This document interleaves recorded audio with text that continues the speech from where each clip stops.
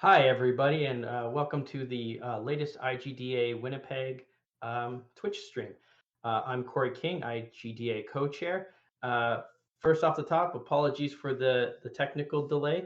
The technical wizard and other IDGA co-chair, Daniel Voth, his internet just conked out right before we were going to go live, which is probably about the worst thing that can happen. But we're here now, and so we're going to go on with the show. And thank you for everyone who showed up and everyone who stuck through the technical difficulties. Tonight's show is about to get started. But before we do, I'll tell you a little bit about us. So at IGDA Winnipeg, our mission is to support and empower game developers in Manitoba by building an inclusive community, providing educational opportunities, and increasing awareness of the local industry.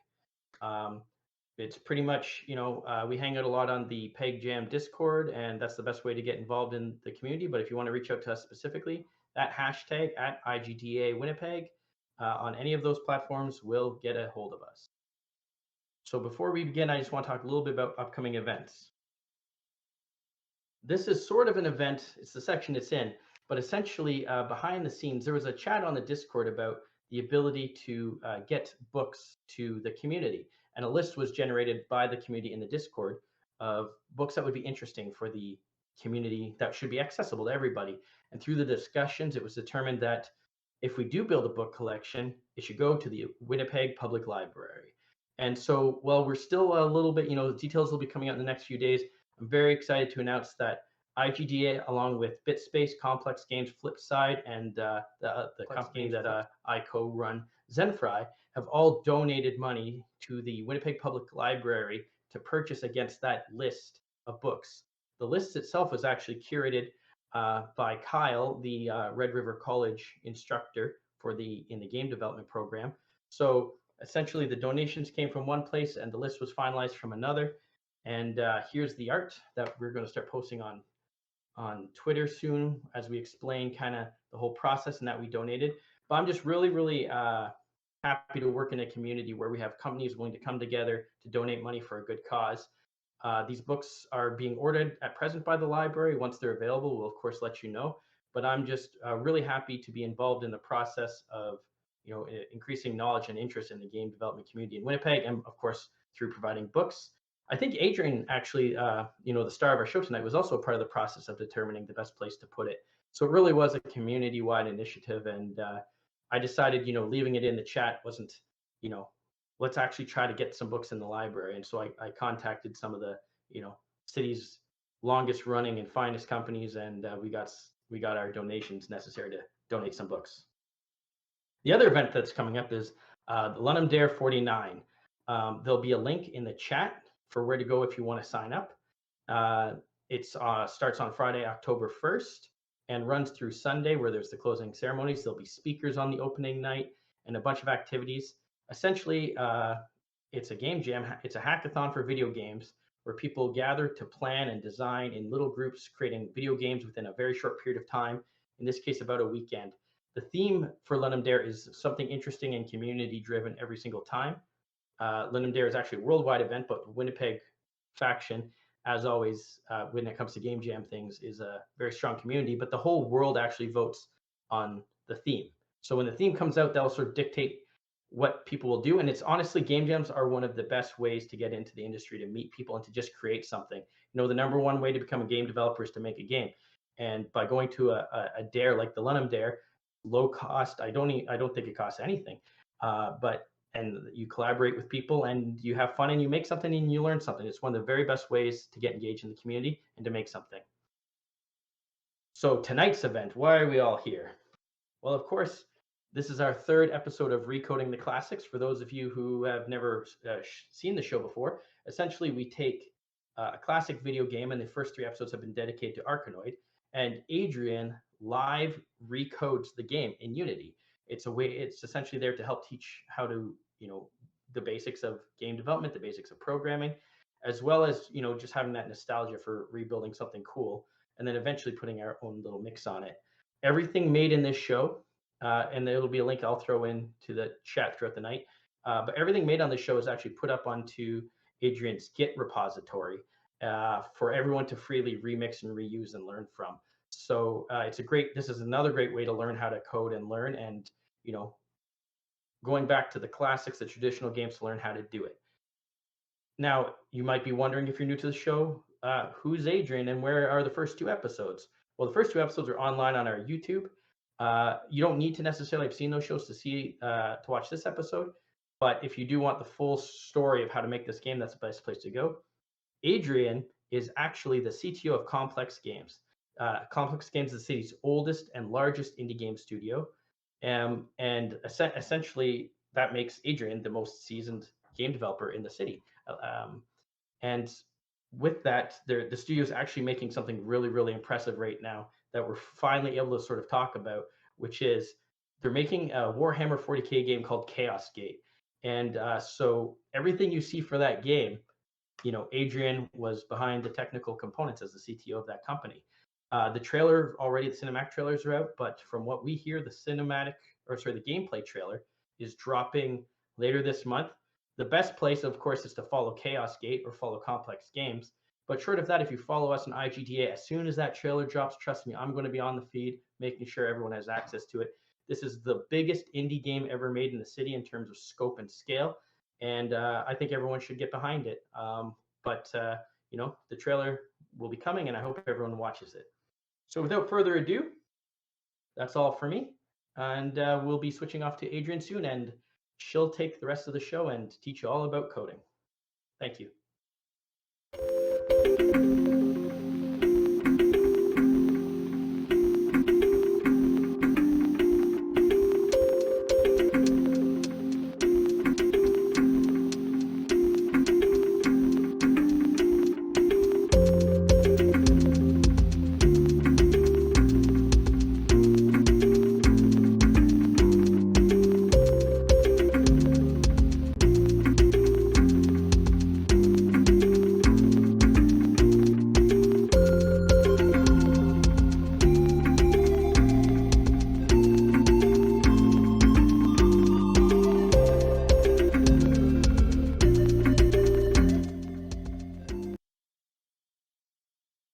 Welcome to this week's or this installment. It's not a weekly thing of Recoding the Classics. I am Adrian Cheater.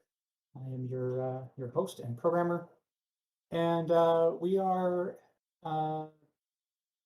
this week going to be finishing up the power-ups from the ARKANOID set. We started with lasers, and right at the end of last week, I just start this and show you that we were just sort of testing out the lasers, and you can see that they work, but they're a little indiscriminate about what they will destroy. And a game in which you can blow up your ball and the playfield is maybe not ideal. So we're going to clean all of that up. We're going to add a few more power-ups and actually get it so that bricks are dropping power-ups, and then add in some. We've got the losing conditions. You can lose all 3 lives and end the game, but we don't have a way of winning the game just yet. So we will be trying to kind of close out that loop and get something that's essentially functionally a finished game, even if it's a little on the lightweight side. So the first order of business is this the issue with the lasers. So if I go and take a look at the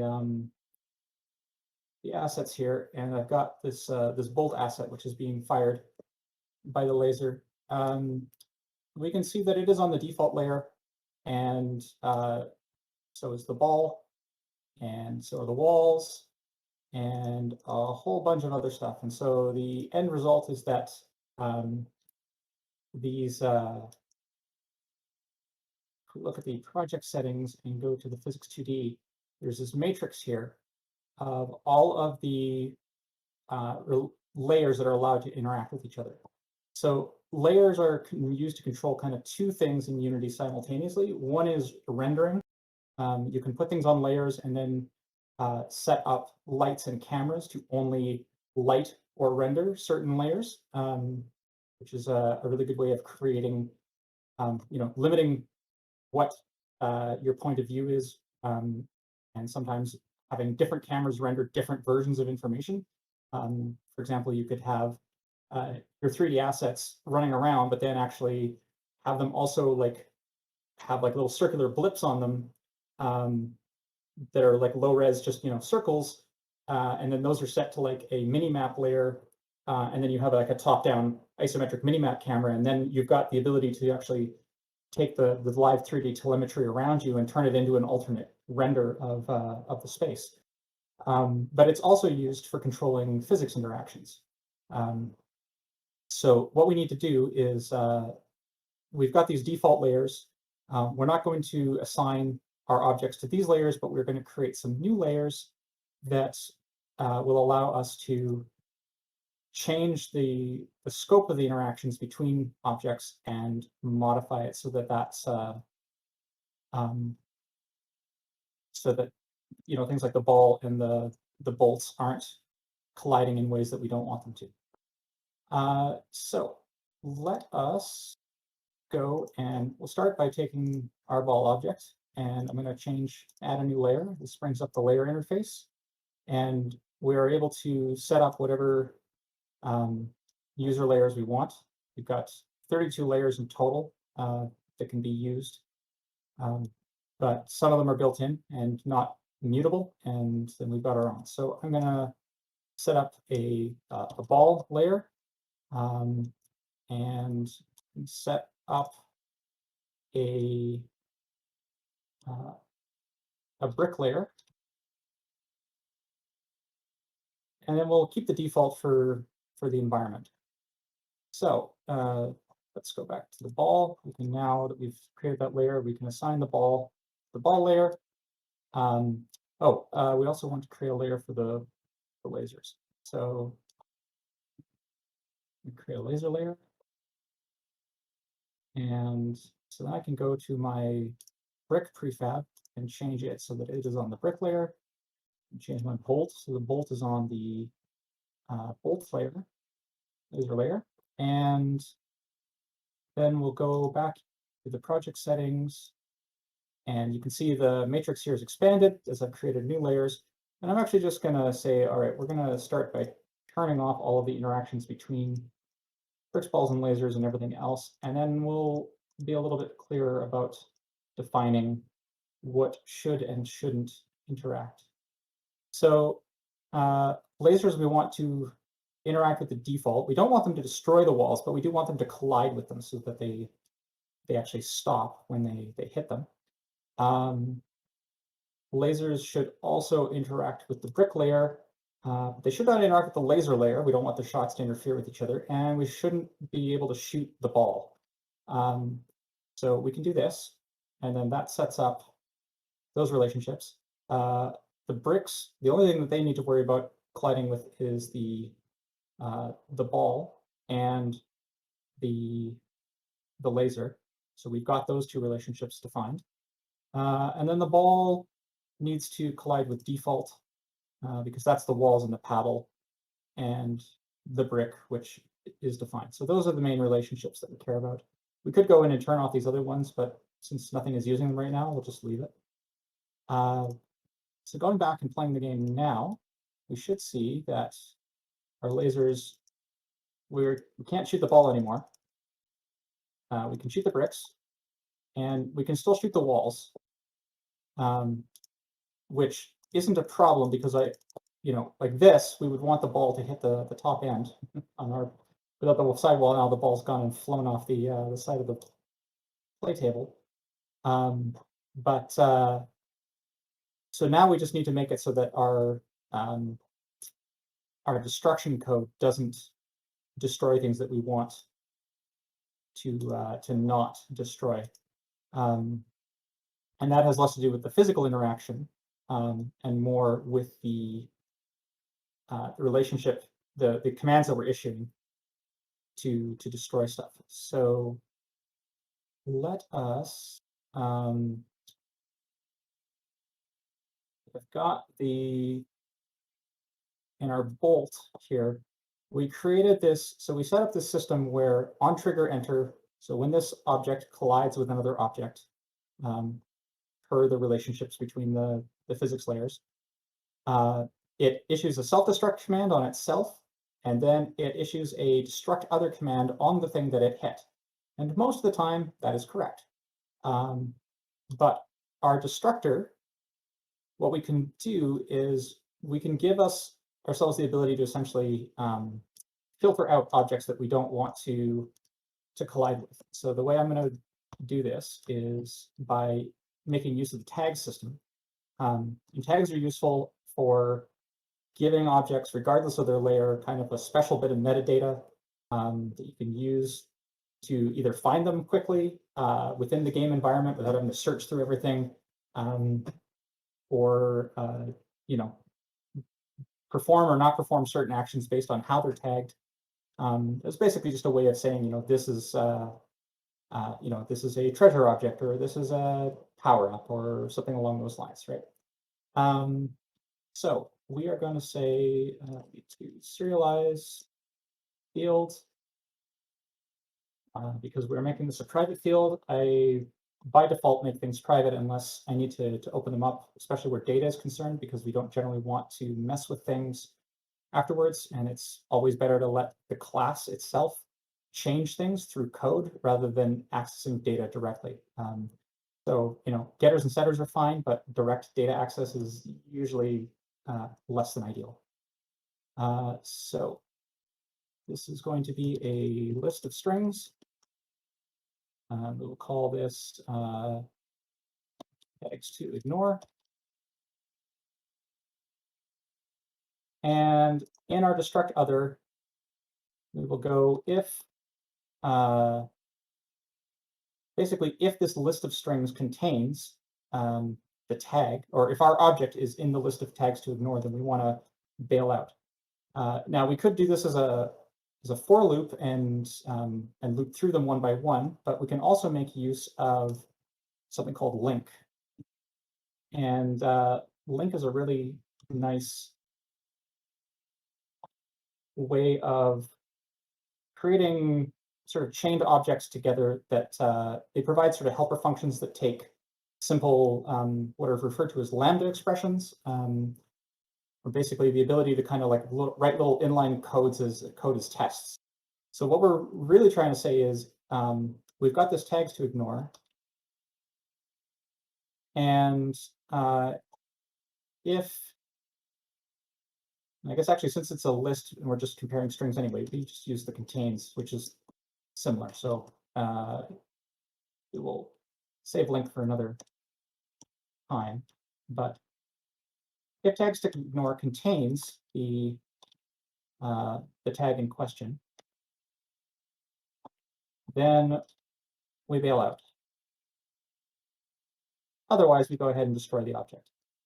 So making this addition, by default, the list will be empty, so our destructor will continue to behave as it used to for all of the existing destructors, which is good.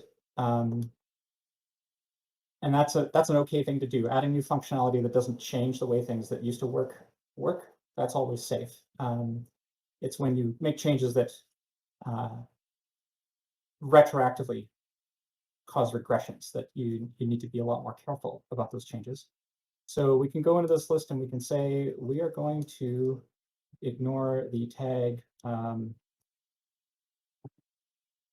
wall, and then we will go back and with our 4 wall objects here, top, left, right, and bottom, we're going to change them. I'm going to create a new tag called wall, save that tag, and then we can go select these 4 objects and at the same time assign them all to be wall tags. So now if I look at them individually, they're all walls. And that should mean that the bolt collider should no longer issue the destroy other command when it collides with it. If it collides with the brick, that's fine. But with the others, it won't. So we can start this now. And we can see that lasers fired at the wall here are not destroying the walls. So now the laser is behaving more correctly. There is a problem that you may be noticing if you look at the score. I have destroyed a lot of bricks. I have not earned a lot of score. You can see that basically the score is only incrementing when the ball hits a brick, and not when a laser hits a brick. So if we take a look at our brick again, so we've got this score adjuster, which is what's adding the value to the score field, and it is activated by the on collision enter. And this is what's happening is that it's if the ball hits the object, then it self-destructs and adjusts the value. If something else, like the laser, hits it, the laser is the thing that's issuing the destruction command. And that is resulting in the object just dying without this collision callback being triggered. And so what really we want to do is not actually adjust the value as a consequence of the object being hit, but we want it to be a consequence of the object being destroyed. So just like we've got an event on trigger script, we can create a new script here for event on destroy. And that's going to create a new script down here. And we can basically take the same idea here as event on trigger and replicate it.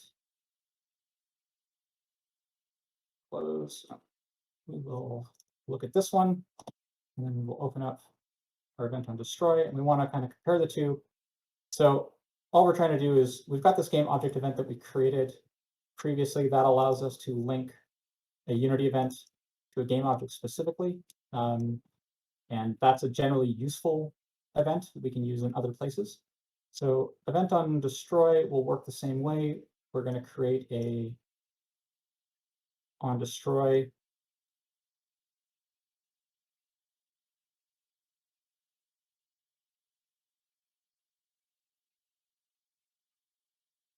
event, and then we can make use of the on destroy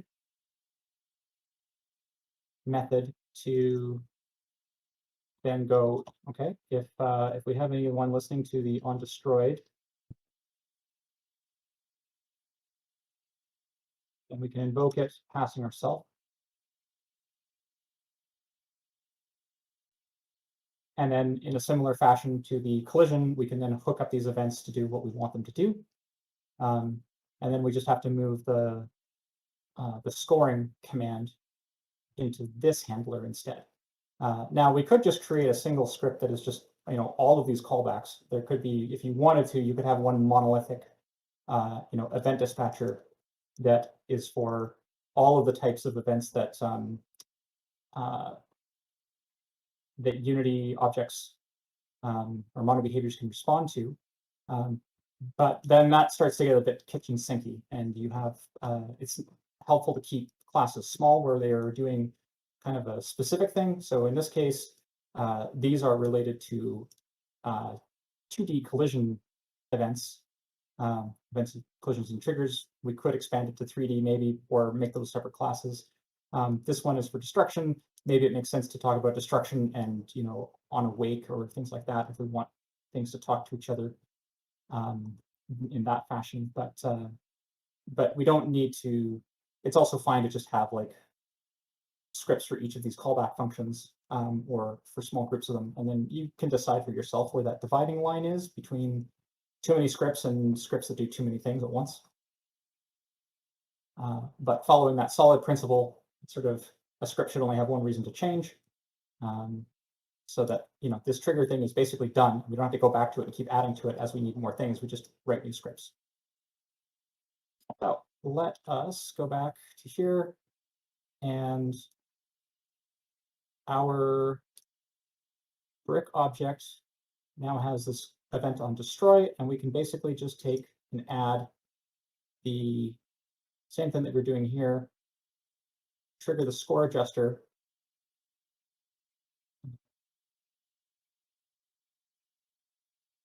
and that is just value. and then we can delete it out of here. And if we have done this correctly, everything is working correctly, then when we run this, we should still increase score from brick collisions, but we will also increase score from shot collisions. And that seems to be working correctly. So we're good. All right, moving on. We need to, we've got this power up for our laser, which starts on, and really want it to only activate when we collect a laser power up. So we can build the power up first, and then we can get the power up functioning, and then we can deal with the spawning of the power up dynamically from the playfield. So if we look at our laser emitter script, right now this shoot function always happens. And we can just put a quick guard statement here and just say if it's been disabled, and we can no longer shoot. And then we can also set it up so that on awake, when the object is initialized, it starts off disabled. Quickly check this, confirm that we've lost the ability to shoot. I am clicking the left mouse button as much as I can, and nothing is firing. So now we need something to turn on that that event. And so we can go and create a power-up. We're going to start by just taking this brick and we'll clone it. Call this the laser power-up.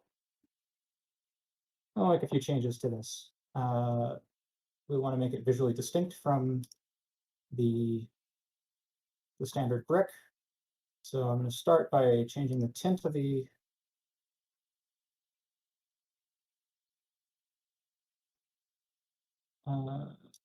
that would be under the sprite renderer color.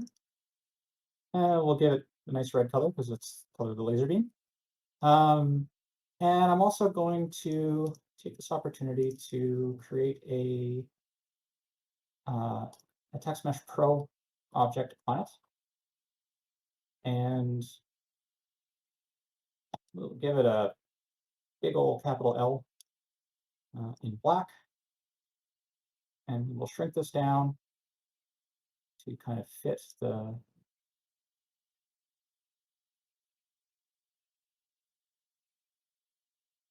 object. And you can see it's really not happy with the sizing of that because it's it wants the font size to be 36. So we will we're going to center it and then center it vertically. It's a little bit better, but still too big. So we can go auto size, gets us almost all the way. It's clipped out at 18, and that's because that's what the minimum is. So we'll just shrink this down. We'll say the minimum is 2, and it comes up with 2.75 as the ideal size. So now we've got this laser power up. And we can get rid of the things on here that it doesn't need. So a laser power up is still going to need a destructor because it's going to self-destruct when it collides with something. Does not need a score adjuster anymore.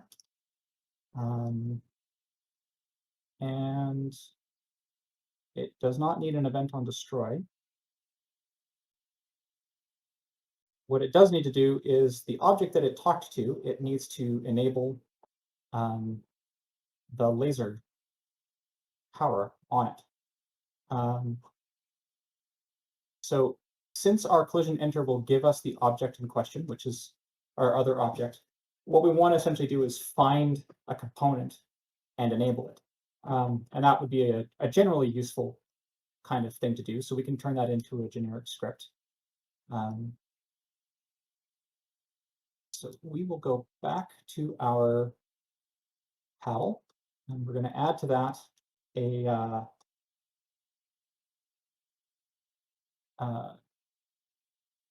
Oh, that actually, sorry, this would be on the laser itself. So on the bolt, or on the laser power up, it's going to need a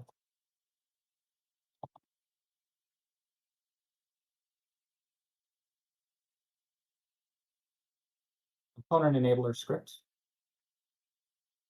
And what we can then do is, now ideally what we would want to do is be able to provide a list of class types to search for, but we don't have a an easy way to do that.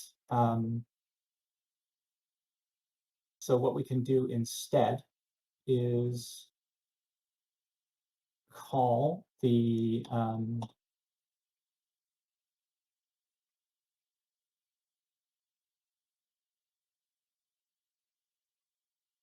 we can identify the objects by string, and then we'll just have to search for them, get their type name, and search that way. So I'm going to get the string. This will be types to enable.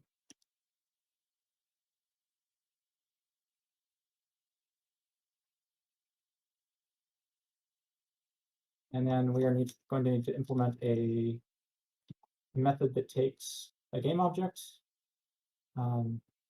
So we will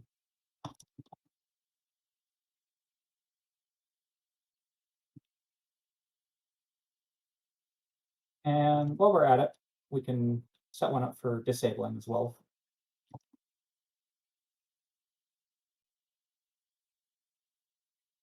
And both of these are basically going to do the exact same thing. So we can create a private method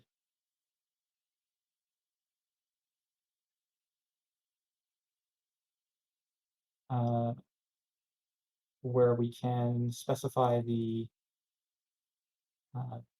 values that we're going to pass in.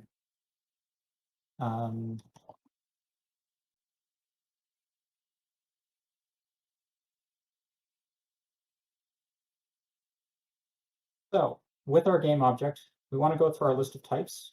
So for each T string for type string in types to enable, we want to convert that into a type. So that would be type.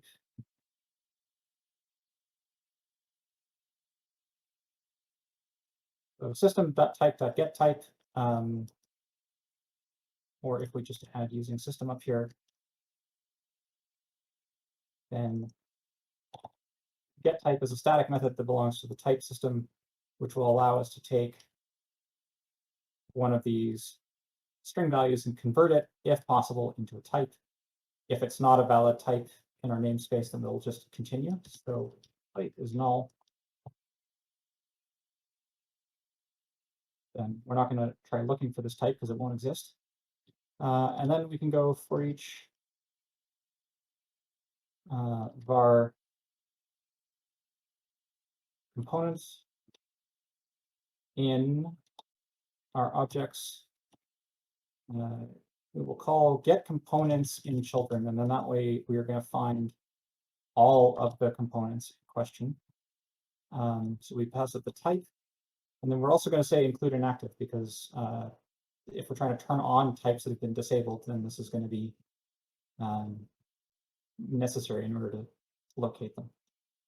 The type, even if we enable the object, if the game object that it's attached to is still deactivated, then it'll be fine. It's not going to activate. Both have to be true. But this allows us to turn components on and off without having to enable and disable game objects themselves. And then if we have multiple components within that object, then we can change their state. So at this point, we've got our component, and you can see that actually components themselves don't have the enabled state, and that is because enabled belongs to behaviors which are derived from components. And in our case, really, we're talking about scripts which are mono behaviors, although we could include standard behaviors like renderers and things like that, which are not, strictly speaking, mono behaviors. So what we need to do is we need to typecast this into a behavior. And if it is actually that behavior, if it is a behavior, then we can change the enabled state. If the component that we get is not a behavior, there's no enabling to be done, and we have to skip it as well. So we can use the is operator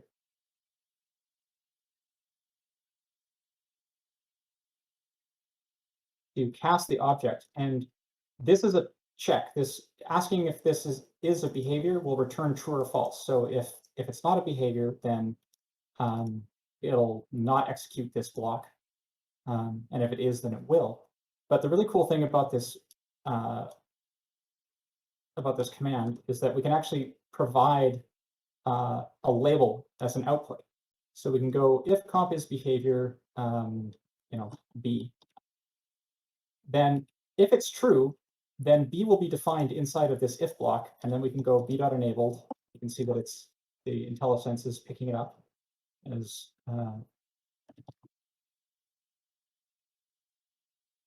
legal. Then we can set that to the value. And this is a really nifty little syntactic trick that I learned probably a couple of months ago. The way that I used to do this all the time was to do this and say, okay, I'm going to say var b equals comp as behavior, which is to cast it into a behavior. And if this fails, then this will be null. And then just check for b not equal to null instead. And really, this is a lot cleaner to do it this way. It's nice and concise. It makes this into a local variable that I can throw away because I don't actually care about it outside of the scope of this if statement. Otherwise the variable becomes scoped to the for loop, which may or may not be an issue depending on whether or not you're trying to cast a bunch of things. So in this case, then our enable types is going to call set enable on object in true, and set enable object false. And the reason we're not providing these as parameters here is because in order to be able to call these functions as callback objects, it can only take a game object, and any additional meta information that we want to include has to be here. So at this point, back to here, we've got our enable components. We need to add to it the component that we want to try and find and enable on our paddle is called the laser emitter. So we'll go back to our laser power up, and we will say, all right, we want to enable laser emitter. And again, it would be really nice if I could actually turn this into a type, and then the only thing that would be valid to put in here is actual types. Maybe it has a drop down of all the types in the namespace and stuff. You could probably add that functionality by extending the editor and setting up a way to make the type class serializable to Unity's scripting environment, but I don't want to do that work. That's the worst thing that happens is I misspell the type and then it doesn't work properly, but that'll be clear that it's not working. And if we wanted to, we could also, put in an error message here and say,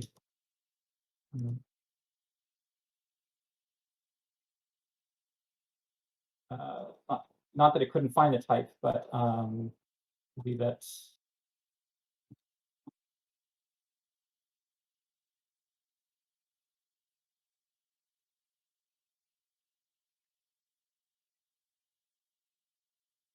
and that way, if it fires off this, instead of silently failing, it'll throw a warning, and then that way, if I type this as laser emitter with 3 T's or something, and I don't notice that, then I'll get this warning. It'll be like, laser emitter is not a type. You'll be like, well, of course it's a type. And then you look closely and you go, oh, no, okay, there's an extra T in there. Spelt it. So there we go. So let's take one of our laser power-ups, get this prefab, and we'll just throw it up on the screen here and hit play. And, well, that's no good, right? It's just sitting there. It needs to be able to move, right? Our bricks don't move. This does have to fall, which means that in order for that to work, we have to turn this not just into a capsule collider, but actually a rigid body. And the rigid body doesn't allow us to specify an initial velocity, and we don't want it to fall under gravity because then it's actually just going to accelerate faster and faster. We just want to give it an initial push, and we can't set that value here. Info lets us see it, but we can't mess with it. So we're going to also have to set create a script for setting the initial velocity.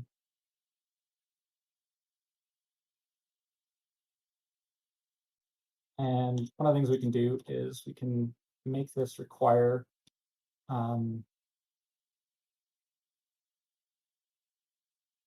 component type of rigid body 2D. And actually, maybe to be more specific, then we'll call this initial velocity 2D. So I'm going to go back and change the name of the script. Match. So we've got this initial velocity 2D script. Now we specify our initial velocity.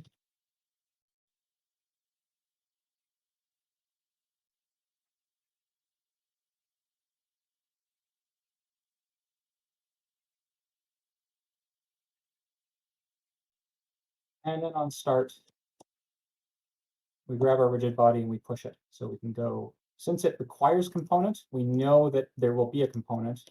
So we can just ask for it. We don't have to worry about it being null. Call get component rigid body 2D. And then we can set its initial velocity to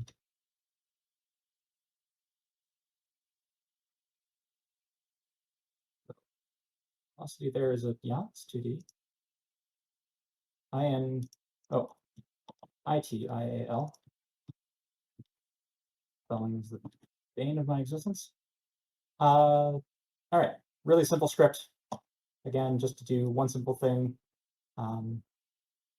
If you were creating like a power-up script, then this is the kind of thing that you would put in the power-up and go, well, this is, a power-up needs to fall, so we're going to do this. But in this kind of format where we're talking about things in these sort of modular components, we're going, well, it's not just power-ups that might want to fall. It's like just being able to give an initial velocity to a rigid body would be a generally useful thing. And actually, it would be really nice if the rigid body actually just allowed us to specify it.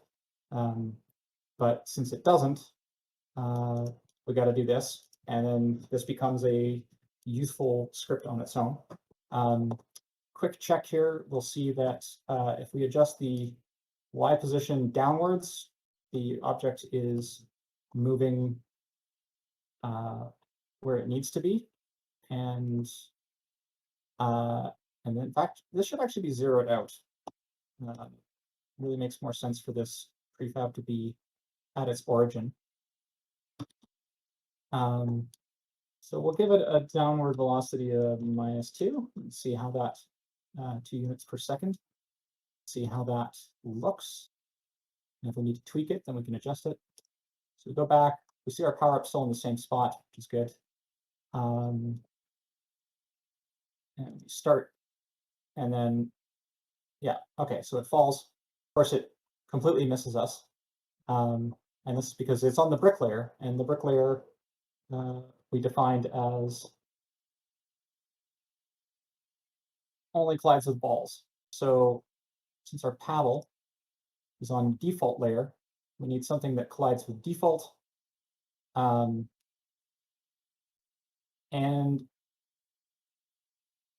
we don't want it to collide with the ball. And we don't want it to collide with lasers either. So it really needs to be its own new property. So we'll create another layer for power-ups. And go to our laser power-up. We will assign it to the power-up layer for itself and all of its children.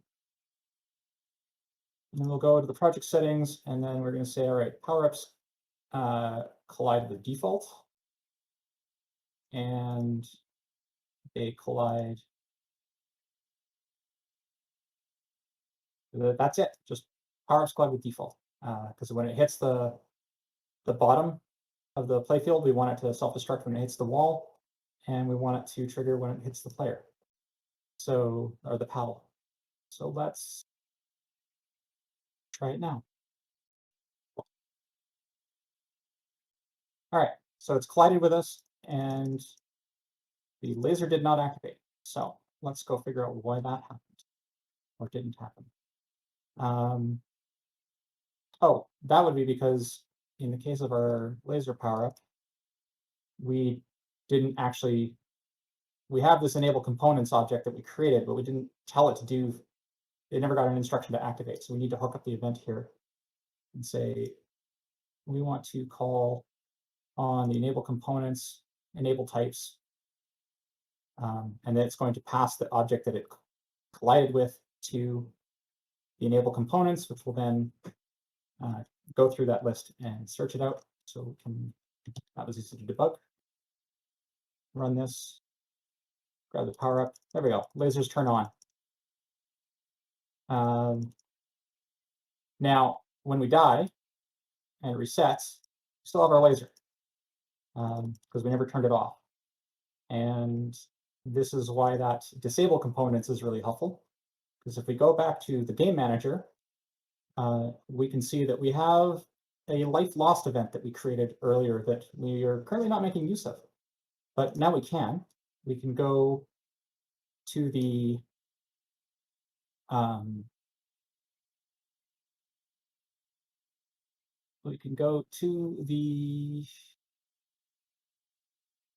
ball, and in fact, actually in this case, we don't even use the enabler at this point because we're talking to the ball directly through the game manager. So we're going to drag the ball, or the paddle rather,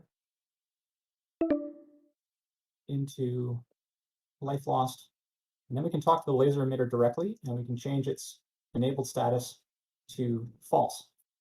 So it starts false, and then on awake when it's initially created, and then when we reset the paddle, because of the life being lost, that should turn off the laser for us. So you can see this is how events are generally useful for kind of creating functionality quickly that handles more robustly. So then you can see the lasers are disabled, and we've got a functional power-up. Now we just need to be able to spawn them on demand in response to our bricks detonating. I think we're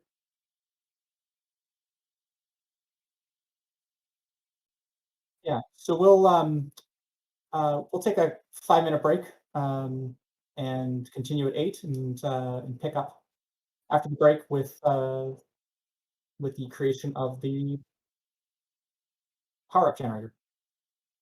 All right, see you soon.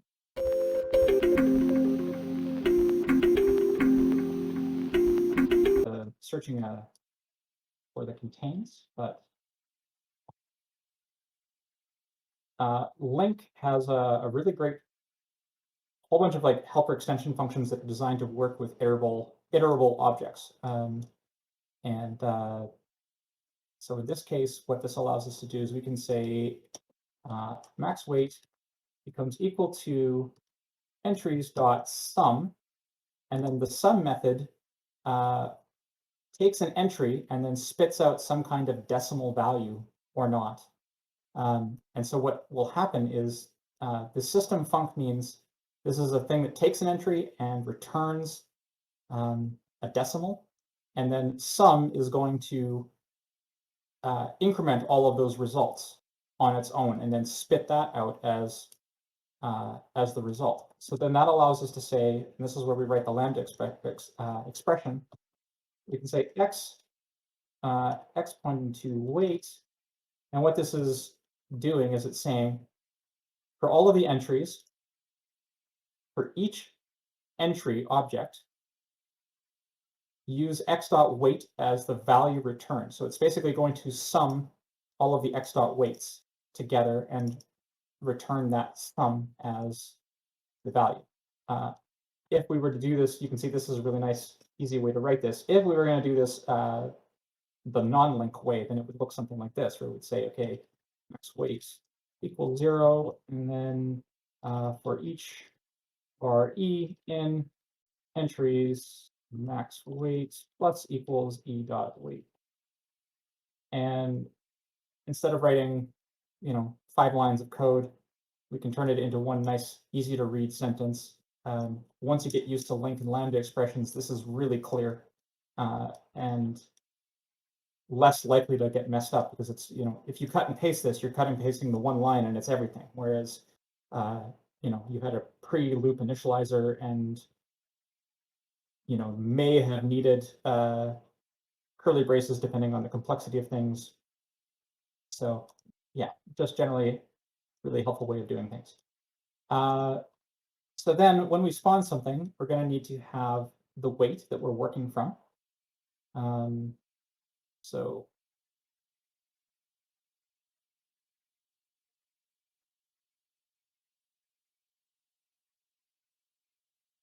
we're going to create a range from 0 to max weight. And the idea now is that while we're going to basically select the first item where our role is under the weight of the object. And if it is, then we return that object. And if it is not, then we're going to reduce the roll amount by the weight of that object and continue through. And so what will happen is that at some point, our value is going to be less than one of the weights. And then that's the object that we're spawning.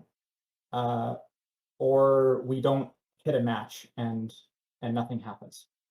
And so then again, we can make use of link to get our entry in question. We can say entries first or default.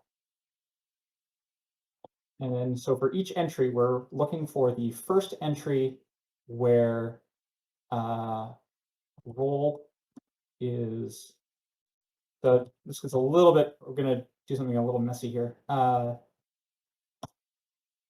So I'm going to put this lambda expression inside of actually to make this a little bit clearer, I'm going to do this as a separate function. So because lambda functions are basically just a way of inline writing a regular function. So this first or default is looking for a thing that takes an entry and returns a bool, right? So the first time it returns something returns true, that's going to be what it returns and bails out. And if you return false, then it's going to keep looking. So this means that we're writing the function that returns a Boolean.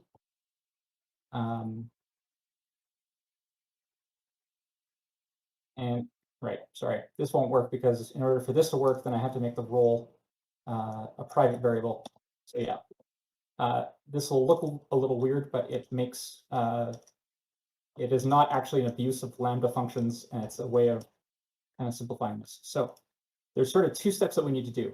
At the end of the function, we have to return whether or not the roll was less than the amount. But if it's not true, then we still have to reduce the roll by the weight. So because I need to do multiple things, because I'm not just returning immediately a value, I have to put it inside of a curly braces, which means that it's going to expect a function that at some point returns a result in order to work, which means that we have to say, okay, so val is going to be whether or not the roll is less than the current entry's weight. Oh, turn. That's why I was complaining. So this is now valid. It's 2 stages, but it works, right? We're calculating val and then we're returning val. Now, if this is what we wanted to do, that would be the same as this, and we could just write it as, you know, x pointing to roll less than x dot weight. But what happens after this is we want to reduce roll by the weight as an intermediate step before returning the value from the function. So we get our answer, and then we adjust roll, and then we return the answer so that this happens already. And we don't want it to happen before we do the roll, otherwise the math gets weird. So this will then result in either returning a matching object, or it's going to return a default entry, and a default entry will have no weight and an empty prefab and an empty spawn point, which could still be a valid. We could have entries that have no prefab and no spawn point. So we still need to be careful for that, but the end result is that we're guaranteed to get an entry. So then if our entry doesn't have a prefab, then there's nothing to spawn, so we can just bail out. So if entry prefab is null and return,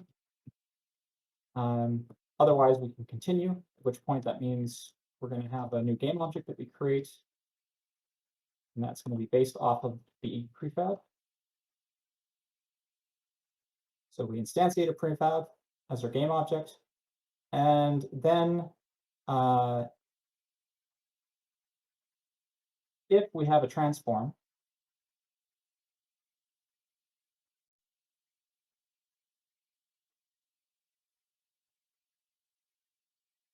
or spawn point rather,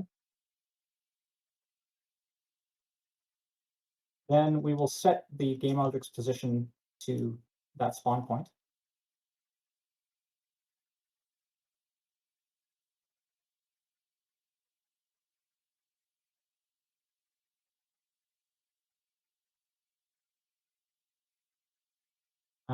Otherwise, we will set the transform to the object spawner's position just as a way of defaulting. We'll assume that we want the thing to spawn on the object, not just like some arbitrary world space location. Although I guess we could, you know what? No, we'll make it if you don't specify, then it's just going to spawn in wherever the object was configured by default. So if you instantiate something in the world and the prefab is set to the origin, then this will spawn in at the origin, which may or may not be useful. And maybe you've set up your prefab so that, you know, objects are actually designed to, without any interference, spawn at a specific location without needing a spawn point. But so this, at this point, we now have our spawn function, and it will, we can go back and test this, make sure that it's working. So we need to hook up. So we'll create an entry into our spawn list. We will give it a weight of 1. We are going to spawn our laser power up, and we're going to spawn it on ourselves. So the spawn point is the brick. We want to spawn a laser power up, a weight of 1. So that's guaranteed to be, right now it's the only thing in there. So it's 100% probability. And on destroy, we need to make our object spawner spawn. So we will go talk to the object spawner and tell it to spawn.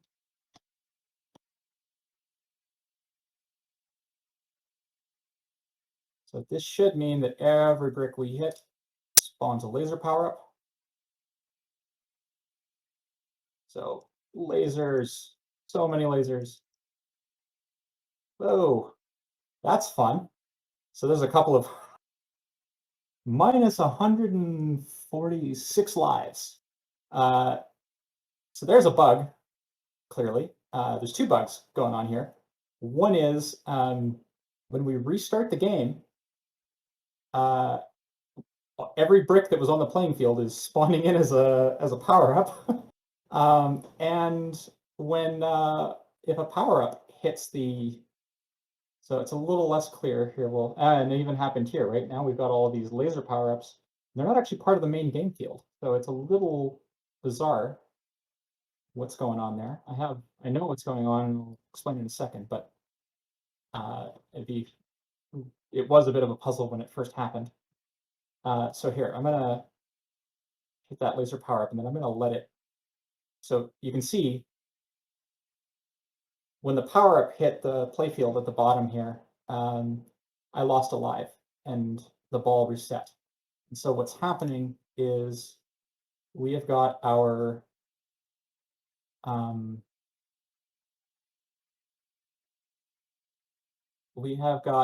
death zone down here at the bottom, and it is set to the default layer. And the default layer is designed to interact with the power-ups, which means that we need to make the need to pick something else for that layer so that the ball will collide with it, but not the power-up. And right now, that would be the brick layer. That's the only thing that's designed to do that, unless we wanted to assign something else. So we can do that, for example. We can say, well, all right, this is, this death zone is kind of a transparent effect. So we could turn that on so that balls will interact with transparent effect, but power-ups will not. And then if we take our death zone and we assign it to the transparent effect layer, then our power-ups should pass through it without triggering the effect. We won't lose a life, but then when they hit the default layer at the bottom, they'll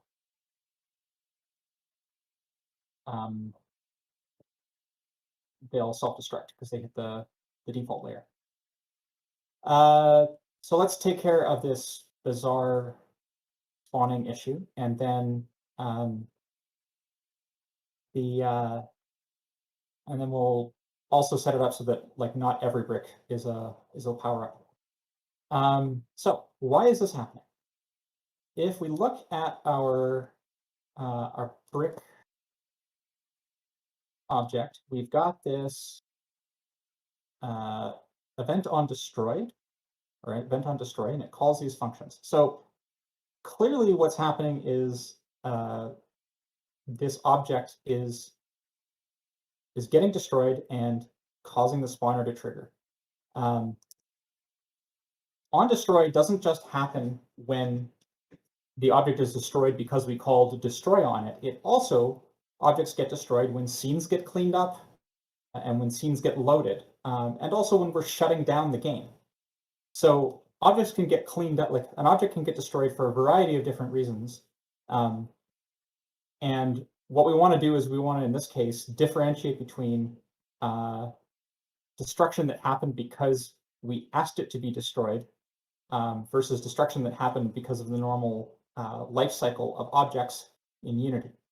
And there's a nice shortcut way of getting around this, because one way to solve this problem would be to say, okay, let's not actually use onDestroy as a callback method. And then this event onDestroy would be essentially like its own separate destroy layer thing where we'd have to say, okay, you'd actually have to call the event onDestroy destroy me command or something like that. But it just adds another layer of indirection. It's a lot better if we can just get rid of the undesired behavior. And in this case, the really easy way to do this is to say we've got our game object, and we can get the scene that our game object is in, and then we can ask if it's loaded. And if it's not, then we don't want to do our normal behavior. Because what happens is that when you shut down the scene, then the scene is no longer loaded. And if you load a new scene and the scene is going to be unloaded, so if you load a new scene and the scene is loaded additively, then it's still there. But if you are resetting the scene, which is how we reset the game, we're not actually like restoring everything back to its original state. We're just calling load level to reload the game back to that initial scene. Then in the scene that is on its way out, it's going to be no longer loaded, which means that all of those leftover bricks aren't going to get a chance to fire off. So this handles it really nicely. The shutdown thing like this wouldn't really be a big deal because realistically in an actual game, the shutdown would be quitting the application, at which point we're never going to see those bricks. And they don't even really kind of exist. Like if I click on this thing, it's there, but it's not in the hierarchy. It's kind of in this weird limbo state. And the second that I like run the scene, they're all gone. But so here we can now lose our lives. And lose the last life. So now it's game over. And if I reset, there, no mass spam of objects. And when I stop playing, the scene cleans itself up correctly. All right, so that's that problem solved. Now we need to move on to making it so that we're not getting lasers all the time. This is really, really simple to fix. Take our brick object. So we've got this object spawner. We can assign weights. It's going to pick an object that has a weight, and we know from the code that if the object doesn't have a prefab, then it's obviously not going to spawn it, which means that we can create an empty entry. We can create an element here, and we can say, let's give it a weight of 10 or 9, I guess maybe is a better thing, and then delete the prefab, and the spawn point doesn't matter at that point. So what this is saying is that now there's a 1 in 10 chance that we will spawn a laser power-up, and a 9 in 10 chance that we will spawn nothing, which is the whole point of this weighted system, because then it's a lot easier to kind of mess with the probabilities, and we don't have to specify them as percentages, and we don't have to make sure they all add up to 100. We can just, if we had said, 1 in 10, then it's it's not a 1 in 10 chance that the ball or the laser power will spawn. It becomes a 1 in 11 chance, which is close, right? We can either fudge it or we can just kind of go, well, the relative probabilities, right? It becomes the setting 1 to 1 and 1 and the other to 10. It's a 1 in 11 chance, but it's also a way of saying, we are 10 times more likely to get nothing than we are to get something. And if we add more power-ups and all the power-ups have the same weights and then the empty space is still 10, then the chance of getting an individual power-up is reduced, because it's now going to be, a 1 in 13 chance of getting a specific power-up, but it still becomes a nothing is 10 times more likely than something. So we can start breaking bricks, and eventually we should get a laser power-up to drop. Maybe I should have set the probability a bit lower to give it a...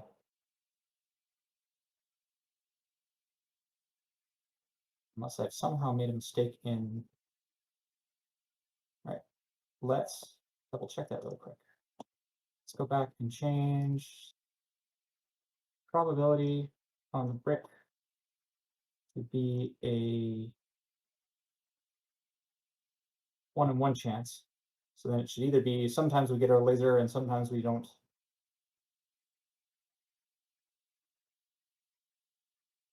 $50-50. So nothing. Oh, okay, we got a laser. So it's not that's not a bug. That was just really bad luck.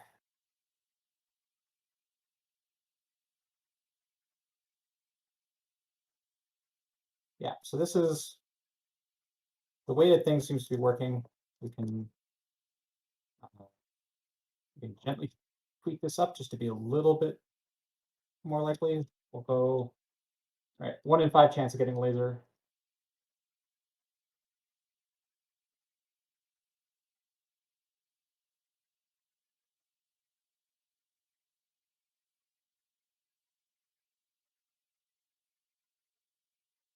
And come on. There we go. There's our laser power up, and if I can grab it before it dies, then I can start. So we're still getting lasers, but they're not, all of the playfield. All right, so this is working as intended. We can tweak those values to our heart's content later on, but we've got our first power up. So let's go make some more. Another really common power up in the ARKANOID series is a thing that like grows the paddle and then shrinks the paddle. And the last one that's sort of central to the series is like the sticky paddle, where when the ball hits it, it'll stick, and then you can release it at a later time so that you can kind of try and aim your shots a little bit more accurately. So we'll start with the grow and shrink, since those are just kind of elements of the same concept, and then we can then add the get to the sticky paddle if we've got time.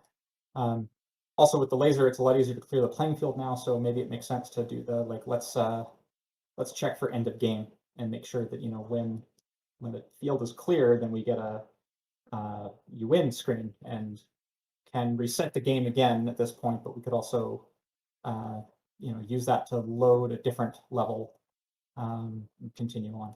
So let's talk resizing power-ups. So we're going to need an object here that's going to allow us to dynamically adjust the size of the paddle.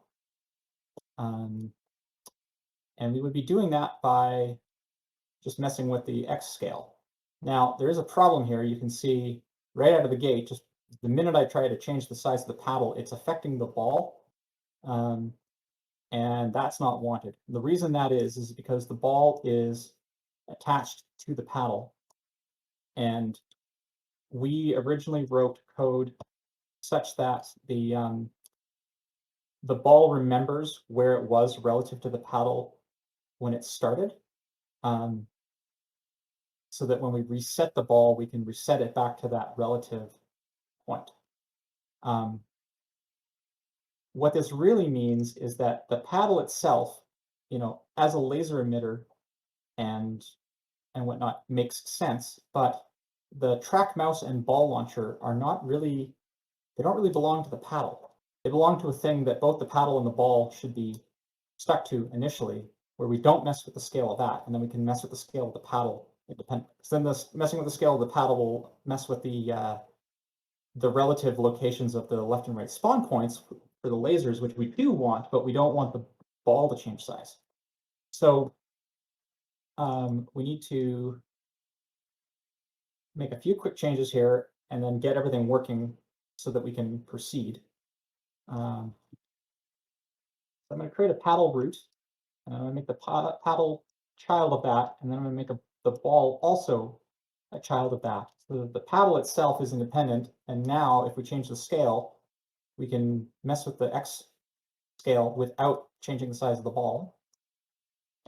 So that solves that half the problem. And then we can take the ball launcher script, we're going to copy it, and then paste as new to transfer, and it keeps the link to the ball object.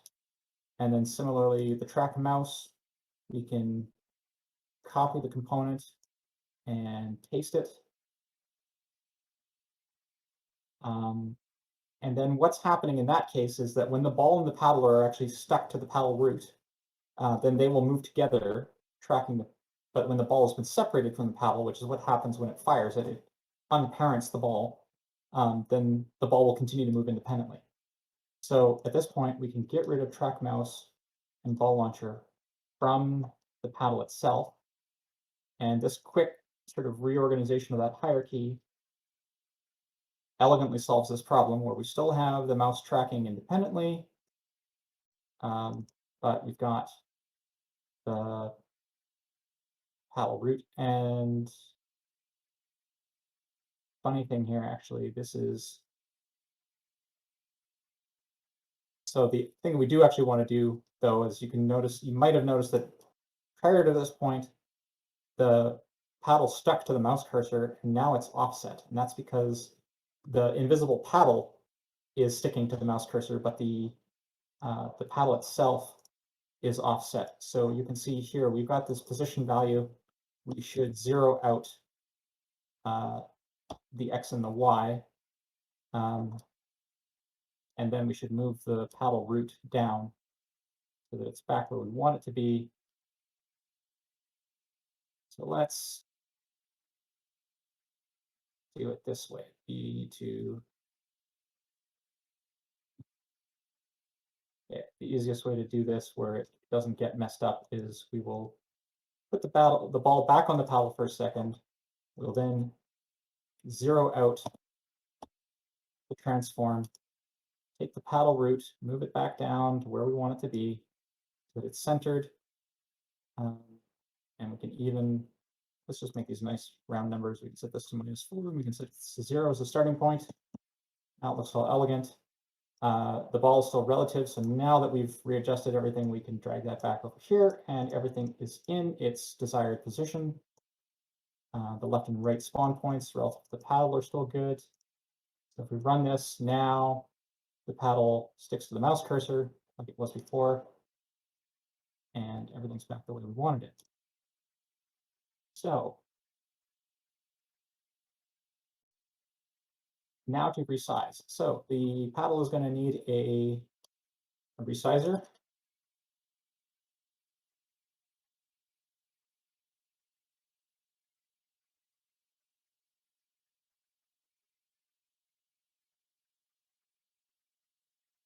So we're going to create a scale adjuster.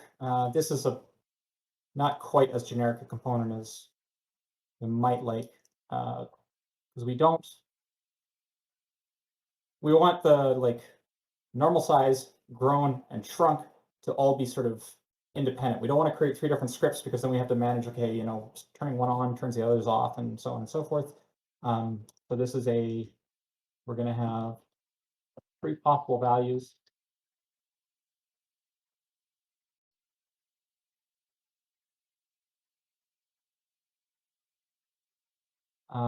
For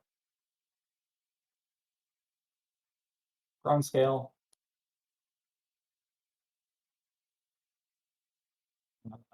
shrunk scale,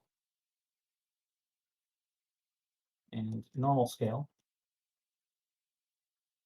just in case we don't want to assume that those are any particular thing.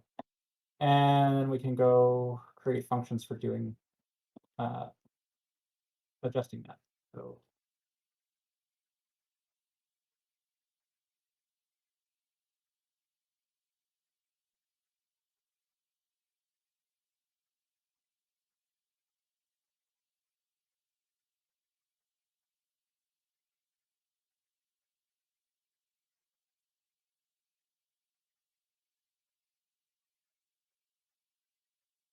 So we're just creating 3 methods to switch between these things, but then they're mutually exclusive. The last thing that you called on it will be the state that it's in.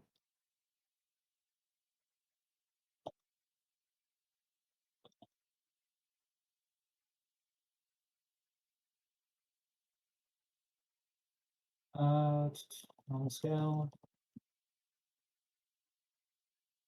And then we can go back to our paddle, and we can find our scale adjuster. We can say, all right, so the grown scale, let's make it twice as big, same size as it was before. the shrunk scale, let's make it not half the size because that's really punishing, but let's say like maybe 0.7. So it's, it gets twice as big or it gets 30% smaller. And then the normal scale is just back to 111. If our thing were scaled differently and the scale was a different set of numbers, then we could adjust these to what we wanted to, and it would work. And then we just need to have the power up trigger this method on the other object when it happens. And we will have to create a specific thing designed to look for this object and then call that method. But because we can't create an event that takes an object and then calls an event on that other object, it gets a little clunky there. But set this up. So okay, take our laser power up, duplicate this, make this a grow power up. Start. So we'll change this to a different color. Let's make it like a nice teal, and we'll change the text from an L to a G. And then we need to modify it so that it doesn't call enable types anymore on the other object. It's going to have a special helper system that's designed to slot in against that that grow or resizer thing. So it'd be nice if we could just have like an event that's like take this object and then call this event on the other thing. And actually, that might be possible, but I'm not going to dive into that right now. So the paddle has a scale adjuster.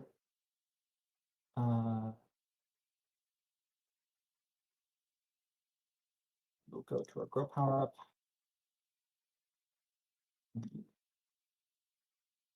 A script called Resizer. And this is going to be the thing that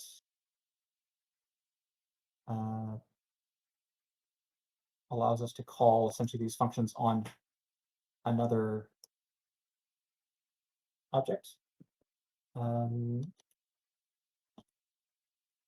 Although now that I'm thinking about it, after this is done, I'm actually going to experiment with whether or not I can create just a like call event on other object, and maybe that.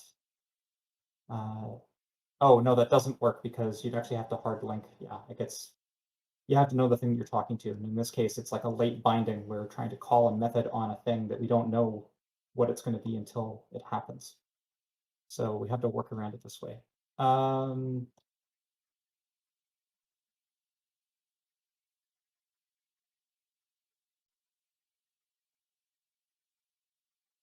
So in this case, this is functioning like the scale adjuster, but it's creating one level of indirection.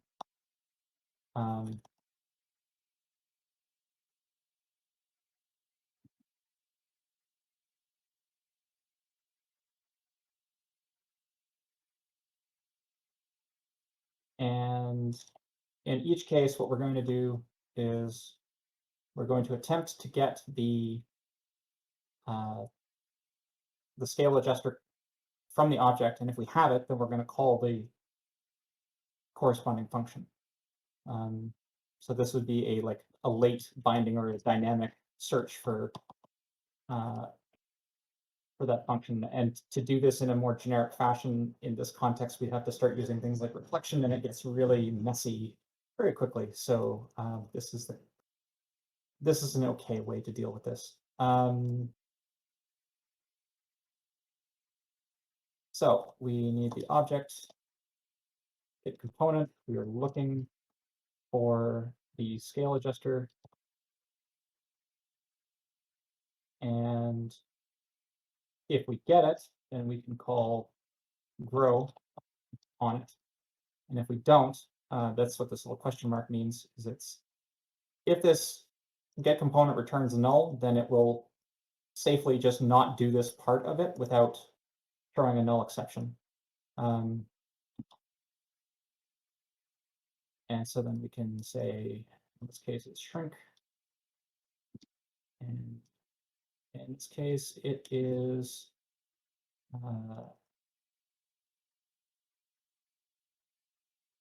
restore.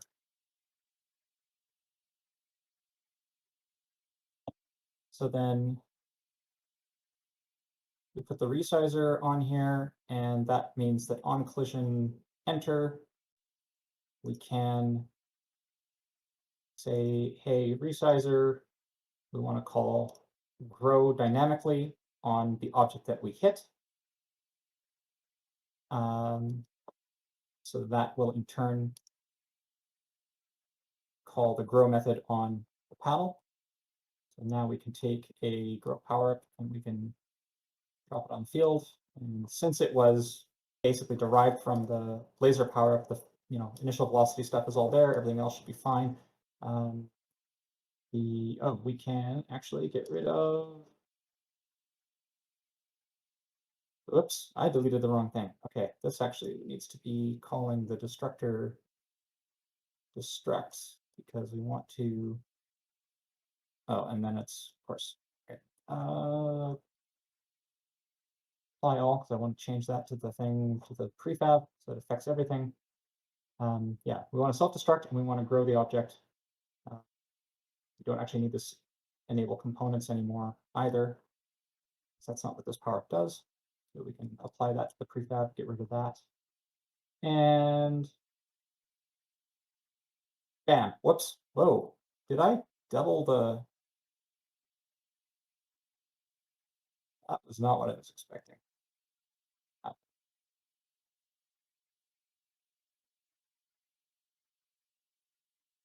So double the exercise. Oh, the original paddle was, oh, my bad. The original height of the original scale of the paddle was 1 by 0.25. So the y values here should all be 0.25. That's why it exploded. It got 4 times thicker. There we go. That's what I was expecting. So now we've got a grown paddle, which means that we can also create a shrink power up really easily because we can just go duplicate this, turn this into a shrink power up, go in and edit this. We will change the G to an S. We will change the color to maybe a more sickly kind of purple. And then we will change it so that instead of calling resizer grow, it's going to call resizer shrink. And if we grab a shrink power up here, we'll put a little higher up so we can grab both and see that it does in fact work. So if we grab the grow, bam, shrink, tiny little paddle, everything's working as intended. Now we die and, oh, the ball, what the? Oh, right. So we are losing lives, but it's not resetting properly because the game manager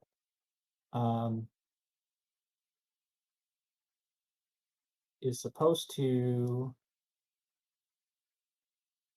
That's resetting the paddle. That was the death zone, right? So it was the death zone was originally talking to the paddle and telling it to reset, and then also telling the lives manager that we lost a life. We maybe don't actually want the this object to talk to the paddle directly, since we've got the lives manager and that other callback function. So let's just delete that. No, let's delete this one that broke because we changed the bindings when we deleted the component for sticking the ball and moved it onto paddle root. It broke that connection. So let's go to the game manager, and on life loss, the other things that we want to do are to paddle route. We want to call ball launcher reset ball. On the paddle itself, we want to disable the emitter, and then we also want to go on the paddle, we want to call scale adjuster restore. So now we've got three things that will happen. Okay. Restore. Save. Okay. So grow, shrink, fire, die, reset, and the paddle goes back to normal. And if we had lasers, we'd also lose them at that.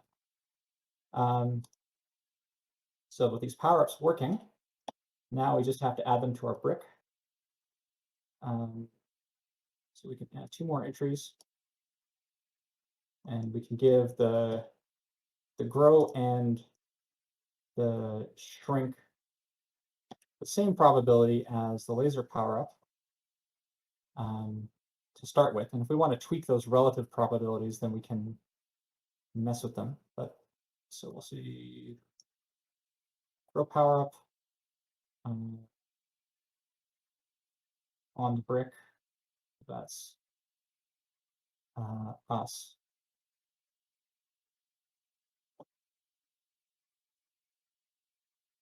Grow power-up goes on the brick, and spawn point for the shrink power-up is also in the brick.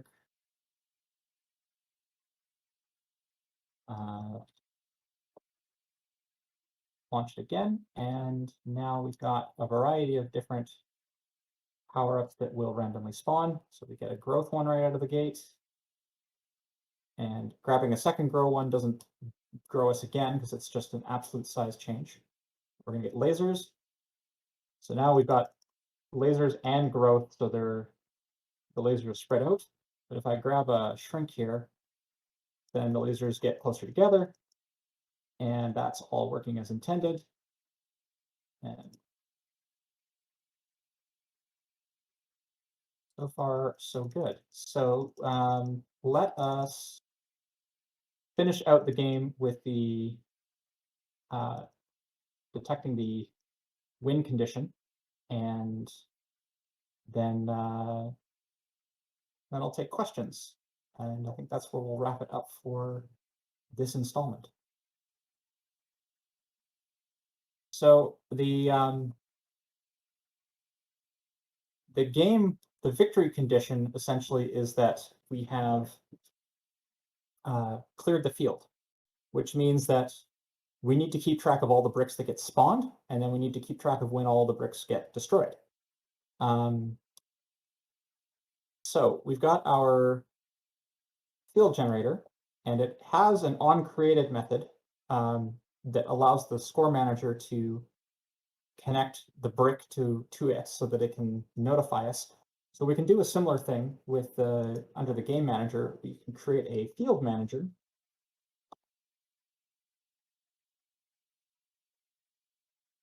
And just like the score manager, the field manager can take a, so it's got this brick spawned.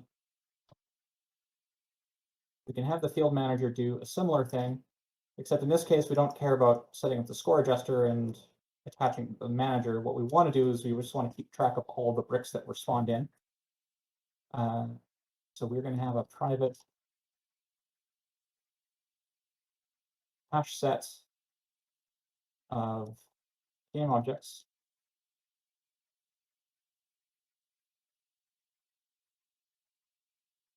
And a hash set is like a list. It's another type of container object, but a hash set is basically a functions more like a mathematical set. So if a list is a list of objects in sequential order, and you can have duplicates within the list, a hash set is the order is not really determined. So you may get them if you iterate through the collection.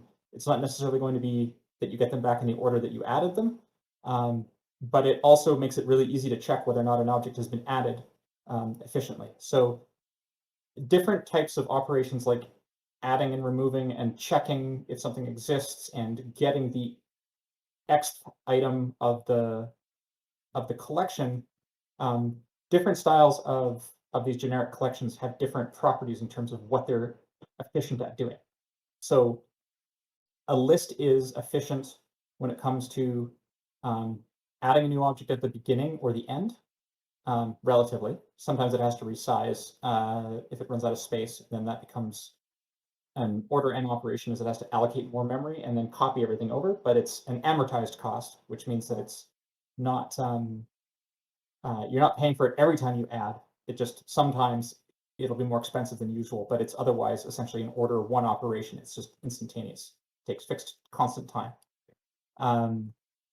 And getting the Xth item from the list is also order one. So if you've got 30 items in the list and you're like, I want the 5th item, it's also constant time to get that back, as opposed to like a linked list, where a linked list is always going to be order one, like constant time to add an object to the list, because you're just adding it out the, adding it to the end or adding it to the beginning. But to get the Xth item in the list starting at the beginning, you have to actually follow the linked list. So it's because a linked list is just a series of indirections saying the next item is located over there. They're not necessarily continuous memory blocks. So you can't just like count X number of byte offsets from the beginning and get to the memory location you want. You have to walk the list, and therefore the amount of time that it takes becomes linear, because as you have more items in the list, it's going to take more time. And the amount of time will grow proportional to the number of items in the list. A hash set is constant add time, constant remove time, and constant check time. You can tell whether or not something's in the list or not really quickly, because it's using a hashing algorithm to try and find like where to store things. But if you try to iterate through the list, then the ordering of that iteration is not something that you can control directly. Whereas with a list, you can say, yes, this is the first item, this is the second item, this is the third item. The ordering might change as you add or remove items to a hash set. So let's put our brick in hash set. And if we somehow add a brick twice, it just means that the hash set won't complain. It'll just be like, oh yeah, I already have that, cool. So that's that part. And then we also need to know when an object's been destroyed.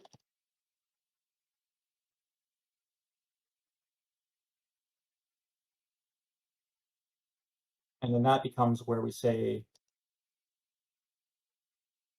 we remove the brick from the hash set. And again, if we remove something that's not in there anymore, it's not going to complain. So we don't have to do contains checks, which again, if we were doing, does a list have an item? That's a linear time operation. So a hash set is really much more efficient when you're just concerned with like storing and retrieving and removing things. You want to know whether or not something belongs in a set, but other than that, you don't really care.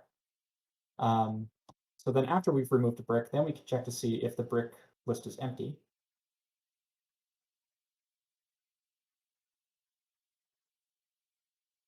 And if it is, then we can trigger a win event, just like we had. So with the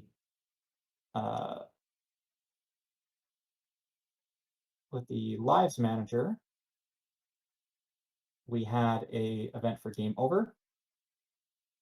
We can add a Unity event to the field manager for field cleared.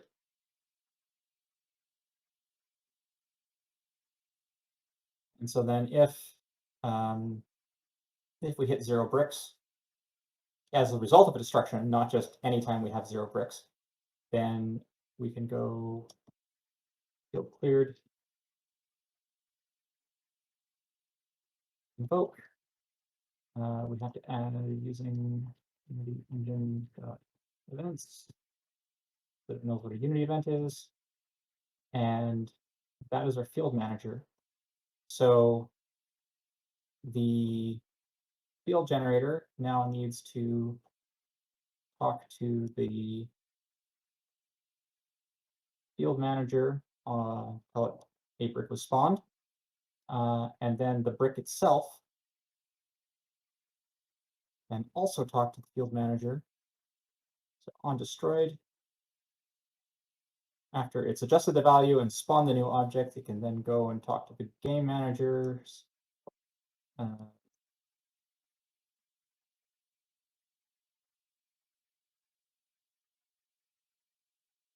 Brick not. Right. Yeah, we cannot link that directly. So what we actually have to do is, as the brick is spawned, since we cannot link at runtime this event to the game manager, we have to do it dynamically. So we, at the time that we add the brick, we're also going to check for the destroyer component.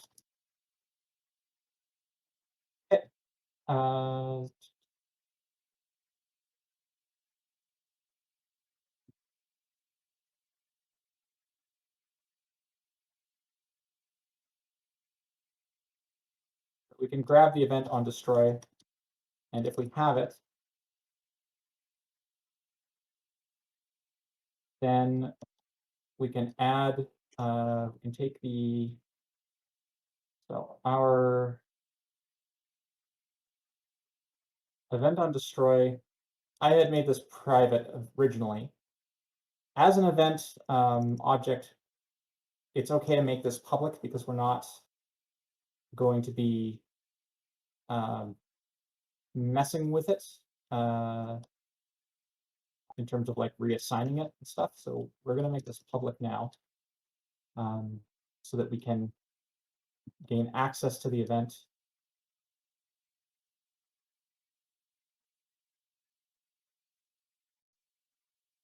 So now on destroyed is something that we've got access to, and then we can say we want to add a new listener. And you can see that it requires a Unity action game object call. What that is basically saying is you need to give me a method that will take a game object that I will call for you when I'm invoked.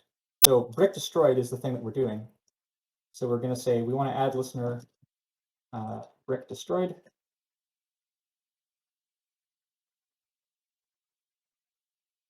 And it doesn't have to take the parameters. It's literally just we're giving it the function name so that it, and the compiler is able to do all the type checking. So it goes, oh yeah, brick destroyed is a function that takes a game object and returns nothing.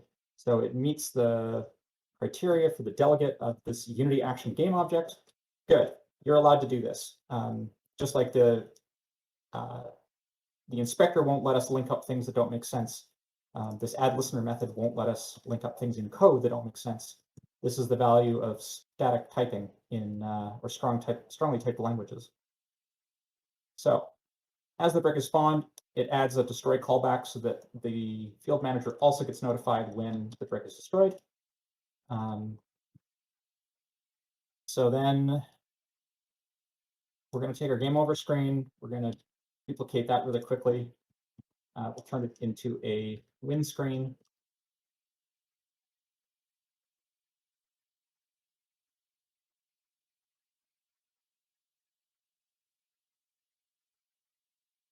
Okay. Sorry, we're just we've got an issue with the back end of the stream where I may have to just like pop out and pop back in, but I'm going to see if I can wrap this up really quick. So we're changing the win screen here. We're just going to change the main text to say field cleared, and then instead of click mouse to play again, click mouse to continue.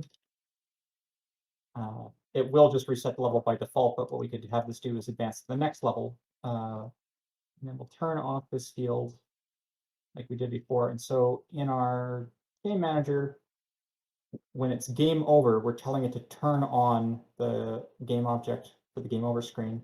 So similarly, when the field is cleared, we're going to tell it to turn on the game object for the win screen. And we should probably also turn off the paddle and the ball at the same time, like we did for the other one. So then that becomes paddle and ball. Set active false. Set active false. And then let's do this really quick. Everything should be set up. We run this. Let's hope we get a laser really quick. There we go. Good. All right, good. I'm really afraid I was gonna.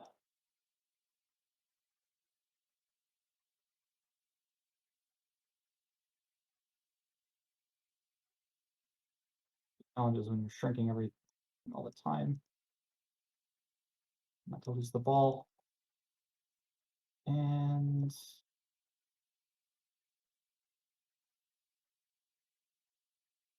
ta-da, build cleared. We have one, we can click, resets the game, which isn't really ideal, but we have at least at this point kind of cleared out the whole game loop. And that is, I think, where we're going to leave it for today. So I guess we'll jump out of the stream and back very quickly so that if people have questions, we can do a quick Q&A before we call it a night. But otherwise, thank you for tuning in, and I hope you enjoyed this episode of Recoding the Classics.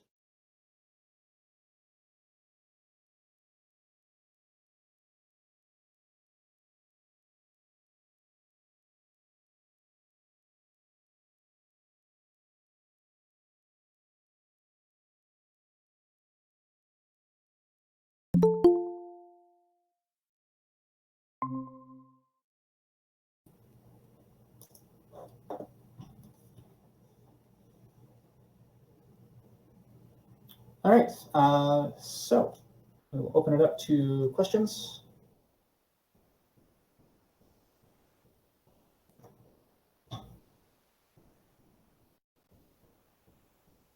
So if anyone has any questions they'd like to ask at this time, we can open it up to the floor. And afterwards, if they're, I'll give you a moment or two to think of something that you might like to ask. And then if there's nothing, then we will end the stream. And we will catch you at the next episode.